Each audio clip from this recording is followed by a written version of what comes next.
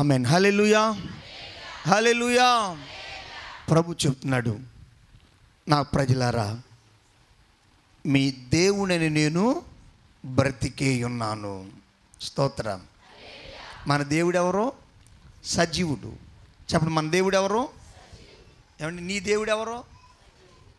Sound లేదు.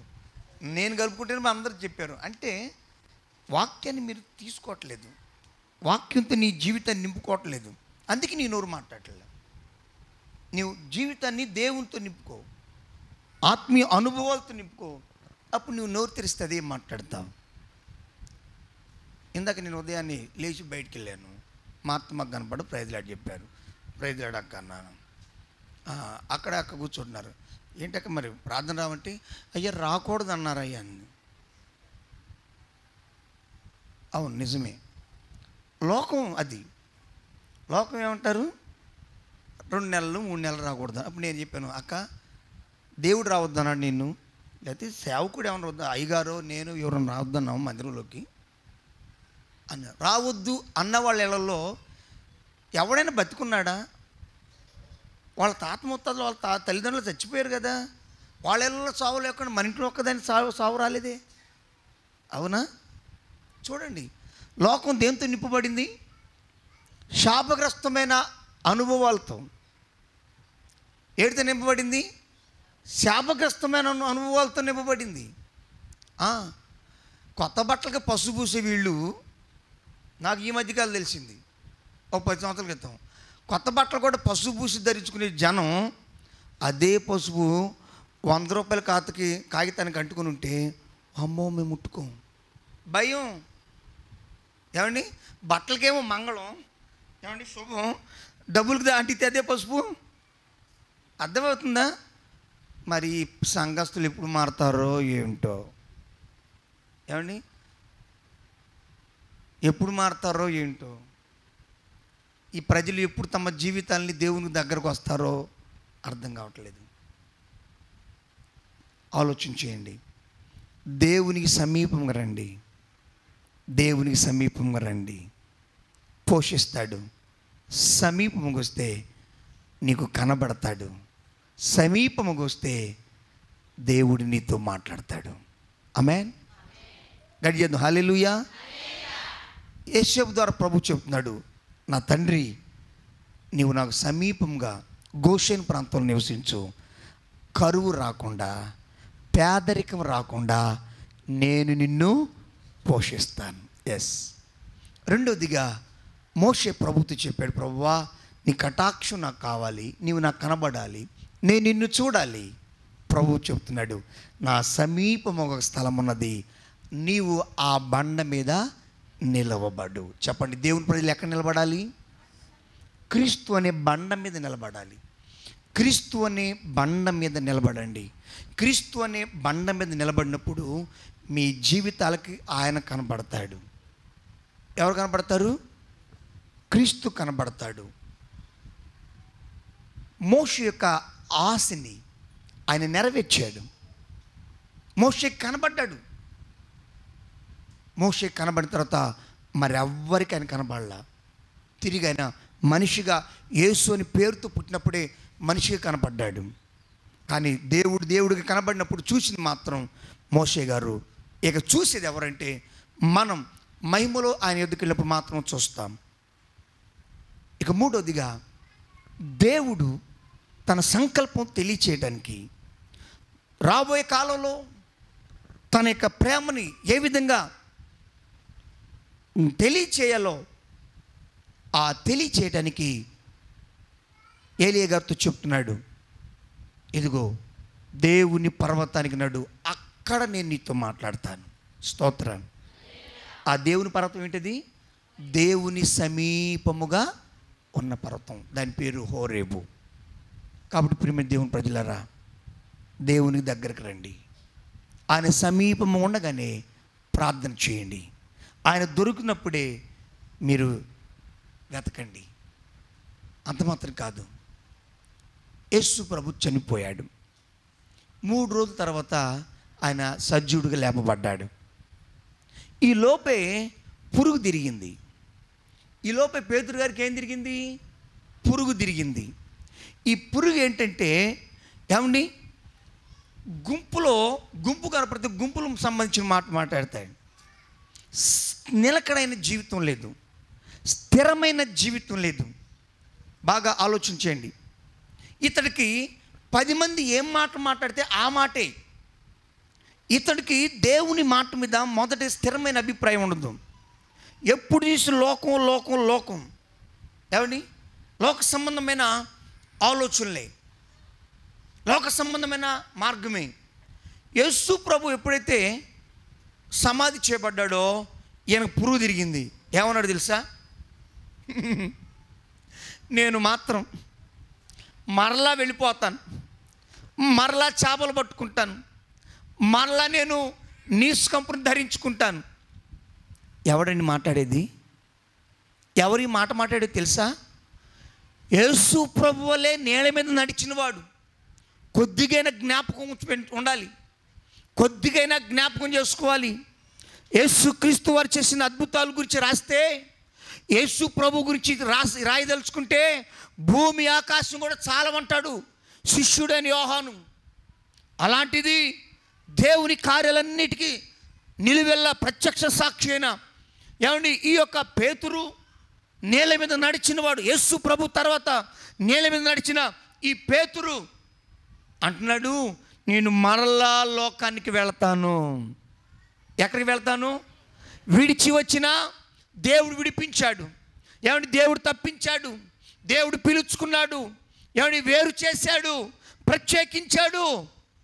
మళ్ళా తిరిగి ఆ నేలలోకి వెళ్తానంటున్నాడు, తిరిగి ఆ కంపులోకి వెళ్తానంటున్నాడు, తిరిగి ఆ శాపగ్రస్తమైన జీవితంలోకి వెళ్తానంటున్నాడు.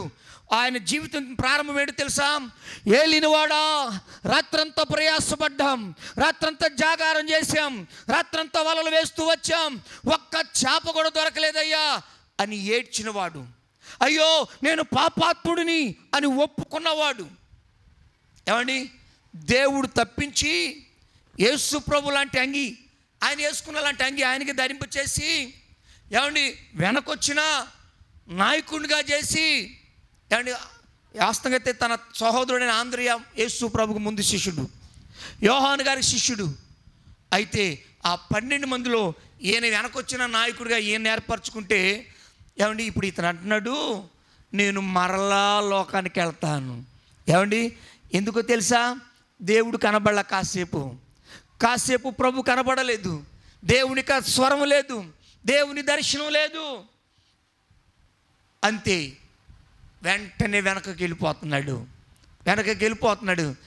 వెళ్ళిపోయాడు. ఈ జనం మామూలు జనమా? ఏమండి వీళ్ళకి అందుకే దేవుడు ఎప్పుడు ముట్టుకెళ్ళేస్తూ ఉండాలి. విశ్వాస కుటుంబాలు ఎప్పటికప్పుడు ఏం చేస్తూ ఉండాలి? దేవుడు ఉంగరాలు వెళ్తా ముట్టుకెళ్ళి వేస్తుంటే వీళ్ళు స్టడీగా ఉంటారు. ఏ మాత్రం కొద్దిగా దేవుడు ఒక ముద్ద ఎక్కువ పెట్టినా, ₹1 ఎక్కువ ఇచ్చినా ఏం చేస్తున్నారు? గతంలో చెప్పిన వాక్యం గుర్తుపెట్టుకోవాలి. దేవుడు ఈ 12 గోత్రాల వాళ్ళకి ఏమండి పొలం దున్నకుండా, విత్తనం విత్తకుండా, ఏమంటే నీళ్లు పెట్టకుండా, కలుపు తీయకుండా, కొయ్యకుండా, ఏమంటే కుప్ప వేయకుండా, మళ్ళీ నోర్చకుండా వాళ్ళకి చక్కగా ఆహారం పెడితే వీళ్ళకి ఏమైంది? తిని గతంలో మీరు విన్నారు, దేవుడు ఏ నొప్పి బొప్పి లేకుండా ఏమండి మేలు చేస్తే తిని దేవుని పైనే కాలు దాడించాడంట. జాగ్రత్త, నీ ఇంట్లో అలాంటి వాళ్ళు ఉన్నారో గుర్తుపెట్టుకో, నీ బంధువులు అలాంటి వాళ్ళు ఉన్నారో జాగ్రత్త పడు. దేవుడి మీద కాలు జాపావో, కాలు దాడించావో, దేవుడు కొడితే తుంటి మొత్తం పోయిద్ది. ఏమైంది? భయంకరమైన గాయం అయింది. జాగ్రత్త. అందుకని దేవుడి మీద ఏం చేయకూడదు? కాలు జాడించకూడదు. దేవునికి స్తోత్రం, గడి హల్లెలూయా. దేవుని మీద ఏం చేయకూడదు? ఈ జనం ఏం చేసి తెలుసా? పేతురు గారు వెళ్తున్నాడు, నీళ్లు కూడా పోయారు. ఒక్కళ్ళైనా సరే దేవుని మాటలు జ్ఞాపకం చేసుకోవట్లా, ఒక్కళ్ళైనా దేవుని కార్యముల్ని జ్ఞాపకం చేసుకోవట్లేదు, ఒక్కళ్ళైనా దేవుడు చూపిన మార్గంలో నడిచాం కదా, ఈ మార్గంలో మనం నిలబడదాం, ఒక్కళ్ళు కూడా లేదు. ఏ కాడికి జారిపోవడం ఇదేదో దేవుడికి ఏదో పట్టినట్లు వెళ్ళారు. మరలా పాపం లోకంలోకి వెళ్ళిపోయారు. మరలా బట్టలు లేకుండా దిగంబరత్వానికి వెళ్ళిపోయాడు. పేతురికి ఆ టైంలో బట్టలు లేవు, దిగంబరుడు. దేవుడు మంచి బట్టలు ఇస్తే మంచి బట్టలు తగిలి పక్కన పెట్టేశాడు. కొందరు జీవితాలు ఎలాగా ఉంటాయి, దేవుడు మేలు చేస్తుంటే వీళ్ళు లోకంలో మళ్ళా వెళ్తూ ఉంటారు, దొర్లాడుతూ ఉంటారు. అందుకే చెప్తున్నాడు, పందిని పోలి చెప్తున్నాడు. పంది అంట నువ్వు ఎంత శుభ్రం చేసినా ఏమైంది ఏమండి, మరలా బురదలో. దేవుడు మీ జీవితంలో ఎన్ని రక్షణ కార్యాలు చేసినా మరలా మీకు తప్పిపోయిన పేతులు లాంటి కనపడాడు అనుకోండి, వాళ్ళు వెనక తిరుగుతూ ఉంటారు. జారిపోయిన పేతులు కనపడ్డాడు అనుకోండి, వాళ్ళు చుట్టూ తిరుగుతూ ఉంటారు. ఇంకా దేవుడిని జీవితంలో ఏ విధంగా నేను బలపరుస్తాడు? కానీ అనంత ప్రేమమయుడు ఓ రోజున తెల్లవారుతుండగా సముద్రం ఒడ్డున నిలబడ్డాడు. వాళ్ళు అలా దూరంలో పడవలో సరి చేసుకుంటున్నారు. ఒక్క మాట్లాడుతున్నాడు, పిల్లలారా తినుటకు మీ యొద్ద భోజనం ఏమైనాను కలదా? ఏమండి, ఎవరైనా ఒడ్డున్నవాడు ఏమంటారు, హలో చేపలు పడ్డాయా, ఎన్ని చేపలు ఉన్నాయి, ఎన్ని రకాలు పడ్డాయి అని అడుగుతాడు ఒడ్డునున్నవాడు. కానీ ఒడ్డునున్న వ్యక్తి ఈయన అంటాడు, పిల్లలారా తినుటకు మీ యొద్ద ఆహారం ఏమైనా కలదా? మా దగ్గర ఏమి లేదు. అలాగైతే ఆ పక్క వల వేయండి. వల వేశారు, చేపలు పడ్డాయి. అప్పటికి కూడా మనోనేత్రం వెలిగించబడలా. అప్పుడు ఎప్పుడు చూసినా ఈ పల్లవి లాంటి వాళ్ళు ఒకళ్ళు ఉన్నారు. ఏమండి, ఈ పల్లవి ఏం చేస్తుంది, సేవకుడు వచ్చినా సేవకురాలు వచ్చినా ఏమంటే ఎవరు వచ్చినా వాళ్ళ దగ్గరే నిలబడి తిరుగుతూ ఉంటుంది. వాళ్ళ దగ్గర నిలబడి చుట్టూ తిరుగుతూ ఉంటుంది. ఇలాగ తిరిగే ఒక ఆయన ఉన్నాడు 12 మందిలో. ఎవరైనా యోహాను గారు. ఆయన ఎప్పుడు చూసిన యేసు ప్రభు చుట్టే తిరుగుతూ ఉంటాడు, యేసు ప్రభు దగ్గర ఉంటాడు. ఆయన కళ్ళు తెరవబడ్డాయి. వెంటనే చూడు, పేతురు ఆయన ఎవరో తెలుసు, మనిషి కాదు, మన ప్రభువు. ఎవరు గుర్తుపట్టారు 12 మందిలో 11 మందిలో? యోహాను గారు మాత్రమే గుర్తుపట్టాడు. మీరు బాగా గుర్తుపెట్టుకోండి, నిజమైన శిష్యుడేనా? ఎవరు నిజమైన శిష్యుడు? యోహాను గారు. అందరు వెళ్ళిపోయారు, అందరు పారిపోయారు. ఇస్కరియోతు ఏదేమో ఊరేసుకున్నాడు, మిగతా 10 మంది పారిపోయారు, దాక్కున్నారు. యోహాను గారు మాత్రం యేసు ప్రభుతో పాటే సిలువ వరకు వెళ్ళాడు. ఆయన వేలాడుతున్నాడు, అక్కడే నిలబడ్డాడు. సైనికులకు భయపడలా, కత్తులకు ఏమండి వాటికి భయపడలేదు, అధికారులకు భయపడలా. యేసు ప్రభు శిష్యుడిగానే ఆయన సిలువ దగ్గర నిలబడ్డాడు. ఈయన నిజమైన శిష్యుడు. దేవునికి స్తోత్రం. అతడికి కళ్ళు తెరబడ్డా. వెంటనే అంటున్నాడు, పేతురు రక్షకుడయ్యా. అవునా? వెంటనే బట్టలేవు కదా, ఎగిరి సముద్రం దూకాడు, ఒడ్డుకొచ్చాడు. ఒడ్డుకొచ్చిన తర్వాత అక్కడ నిప్పుల మీద కాల్చబడిన చేపలు, ఒక రొట్టె ఉంది. ఏముంది? ఒక రొట్టె. ఈ రొట్టె ఎవరికి? పేతురు గారికి కాదు, యోహాను గారికి కాదు, ఏమండి ఆంధ్రయ్య గారి కోసం కాదు. ఈ ఒక్క రొట్టె అందరి కొరకు. హల్లెలూయా. ఈ ఒక్క రొట్టె ఎంతమంది కొరకు చెప్పరేంటి? మరి ఈరోజున చాలామంది ఏమంటున్నారు, యేసు రక్తం ఇవన్నీ ఏం కావాలంట, వేరు వేరు వేరు కావాలంట. నీవు మెట్ట జలగవైతే వేరు కావాలి. ఎందుకంటే మెట్ట జలగ వెళ్ళిన ప్రతి చోట ఏం చేసింది, తడి చేసుకుంటూ వెళ్తుంది. ఏమండి, తడి చేసుకుంటూ వెళ్తుంది. యేసు ప్రభు శరీరం, యేసు ప్రభు యొక్క రొట్టె ఏమండి, అది మెట్ట జలగ కాదు. ఆమెన్. అది రోగాన్ని అంటించేది కాదు, అది స్వస్థత పరిచేది. ఒక్క రొట్టె ఉంది. ఆ ఒక్క రొట్టె ఏమండి స్తుతించి విరిచి ఈయనే వారికి వడ్డించాడు. వాళ్ళకి ఇచ్చేసి, అమ్మాయి నువ్వు వంచు, యోహాను నువ్వు వంచు అంటలేదు. ఆయనే స్వయంగా విరిచి వారికి వడ్డించాడు. దేవునికి స్తోత్రం. ఇది దేవునికి ప్రేమ. ఆయన ఆహారం ఎప్పుడు పెట్టాడు తెలుసా? ఆయన ఆహారం ఎప్పుడు వాళ్ళకి దయచేసి తెలుసా? ఆయన సమీపముగా చేపలు ఉంటే ఆ చేపలు ఎద్దుకు నడిపించి చేపలు అనుగ్రహించి ఆ తర్వాత ఒడ్డుగా ఆయన సమీపముగా వారిని నడిపించి వారికి ఆహారం పెట్టాడు. అందుకే ప్రభువు చెప్తున్నాడు, పరలోకము నుండి దిగి వచ్చిన జీవాహారమును నేనే, పరలోకము నుండి దిగి వచ్చిన పరలోకము మన్నాను నేనే. ఏమండి, ఈరోజు నువ్వు మాటతో చెప్పుకో, ఆ జీవాహారం నీ కొరకు వధించబడింది, నీ కొరకు కాల్చబడింది, నీ కొరకు గాయపరచబడింది. ఆ జీవాహారం ఎందుకు తెలుసా? నిన్ను బ్రతికించడానికి. స్తోత్రం. జీవాహారం దేనికి?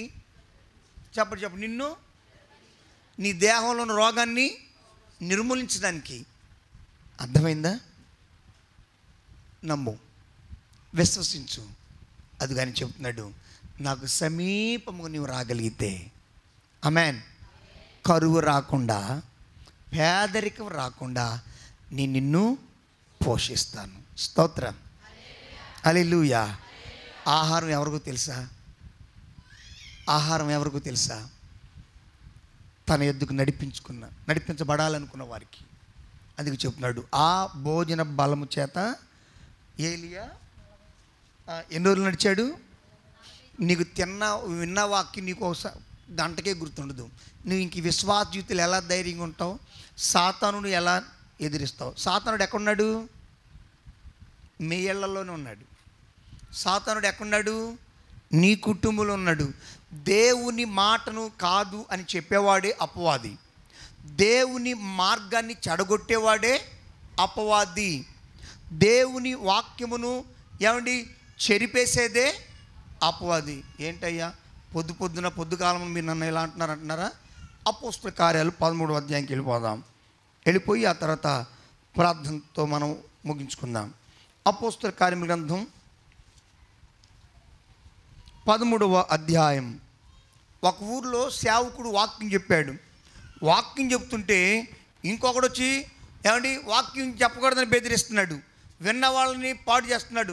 వాళ్ళు అంతే చెప్తారులే, పౌలు గారు అంతే చెప్తాడులే, అదంతా నిజం కాదు, వాళ్ళని ఆయన నమ్మకండి, ఆయన మాటలు నమ్మకండి, ఆ మాటలు వినకండి అని బెదిరిస్తున్నాడు. అప్పుడు పౌలు గారు ద్వారా పరిశుద్ధాత్మ దేవుడు మాట్లాడుతున్నాడు. 10వ వాక్యం చదవండి తల్లిగా. అతడు తేరి చూచి సమస్త కపటముతో సమస్త దుర్మార్గముతో నిండినవాడా. అంటే దేవునితో నింపుకున్నాడు. ఈయన జీవితాన్ని కపటముతో నింపుకున్నాడు, దుర్మార్గముతో నింపుకున్నాడు. సమస్త కపటముతో నింపుకున్నవాడా, సమస్త దుర్మార్గంతో నింపబడినవాడా, సాతాను కుమారుడా. ఎక్కడున్నాడు సాతానుడు? పౌలు గారు ఎదురున్న మనిషే సాతానుడు. చదువునా, సమస్త విధములైన దేవునికి నీతికి శత్రువా. అండ్ వీడు మామూలుడు కాదంట, దేవునికే శత్రువు. నెక్స్ట్, ప్రభు యొక్క తిన్నని మార్గములు చెడగొట్టేవాడు. ఏమండి, అప్పుడు ఇలాంటి వాడి మీదకి దేవుడు ఏం చేస్తాడంట? చదువుమా, ప్రభువు తన చెయ్యిని మీకు విరోధంగా ఎత్తి ఉన్నాడు. చాలు. దేవుని మార్గమును చెడగొట్టేవాడికి విరోధంగా ఎవరున్నారు? దేవుడు చెయ్యి ఎత్తాడు. జాగ్రత్త. ఇక్కడ వాక్యం బోధించాడా? ఇక్కడ వాక్యం ప్రకటించాడా? దేవుని యొక్క పరిశుద్ధ లేఖనాల నుంచి దేవుడు వాక్యమున ఉపదేశాన్ని, ఆహారం నీకు పంచిపెట్టాడా? దీనిని విన్నావా? నీవు దాని ప్రకారం నడుచుకో. నీవు చెడిపోయినా ఒకవేళ నీ యొక్క విశ్వాసాన్ని వాళ్ళు అంతే చెప్తారు, అది నిజం కాదని చెడగొట్టేవాడు ఉన్నాడే, వాడెవరంట? అపవాది కాదు, దుర్మార్గుడు. రెండవది కపటంతో, అంటే కపట వేషం ఏం చేస్తారు వీళ్ళు? పక్కన వాళ్ళని చెడగొడతా ఉంటాడు.